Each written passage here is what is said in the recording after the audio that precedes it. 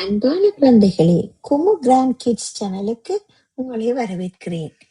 இன்று நாம் ஒரு ஆமை மற்றும் இரண்டு நல்ல வாத்துக்கள் பற்றிய கதையை கேட்கப் போகிறோம்.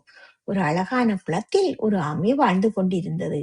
அந்த ஆமைக்கு இரண்டு நண்பன் வாத்துக்களும் இருந்தன. அவர்கள் தினமும் ஒன்றாக விளையாடி மகிழ்ச்சியாக இருந்தார்கள். அந்த ஆமைக்கு ஒரு புதிய ஆசை வந்தது. வானத்தில் பறக்கும் பறவைகளை பார்த்து தானும் வானத்தில் பறந்து உலகத்தை பார்க்க வேண்டும் என்று விரும்பியது. அந்த ஆசையை பார்த்த இரண்டு வாத்துக்களும் ஆமைக்கு உதவி செய்ய முடிவு செய்தன. ஒரு நீண்ட குச்சியை கொண்டு வந்து அதன் இரு முனைகளையும் வாத்துக்கள் அழகால் பிடித்து கொண்டது.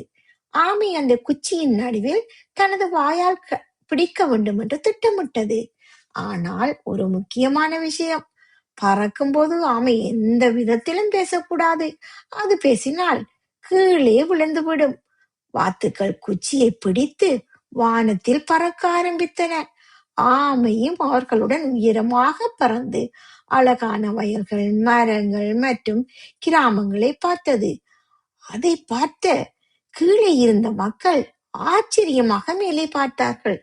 அந்த சத்தத்தை கேட்டு ஆமை என்ன நடக்கிறது என்று சொல்ல நினைத்தது. ஆனால் வாயை திறந்த உடனே அந்த குச்சியை பிடித்து கீழே விழுந்தது. அன்பான குழந்தைகளே, இந்த கதையிலிருந்து நாம் ஒரு முக்கியமான பாடத்தை கற்கிறோம்.